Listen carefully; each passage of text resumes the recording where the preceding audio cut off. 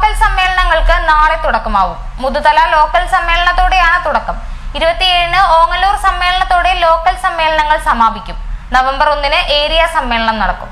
September മുതലാണ് CPM സമ്മേളനങ്ങൾക്ക് തുടക്കമായത്. Pattambi area committee കീഴിൽ 295 ബ്രാഞ്ചുകളാണ് നിലവിലുള്ളത്. ഇവിടങ്ങളിലെ സമ്മേളനങ്ങൾ പൂർത്തിയാക്കിയാണ് ലോക്കൽ സമ്മേളനത്തിലേക്ക് കടക്കുന്നത്. 15 ലോക്കൽ കമ്മിറ്റികളാണ് ഏരിയ കമ്മിറ്റി കീഴിലുള്ളത്.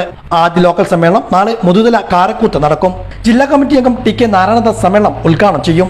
3-ാം തീയതി പെരുമുടിയൂർ ലോക്കൽ സമ്മേളനം നടക്കും. ഇത്തവണ ഏരിയ സമ്മേളനം മുതുതലയിലായതിനാൽ ഇവിടെ ലോക്കൽ സമ്മേളനത്തിന്റെ ഭാഗമായുള്ള റാലികൾ ഉണ്ടാവില്ല.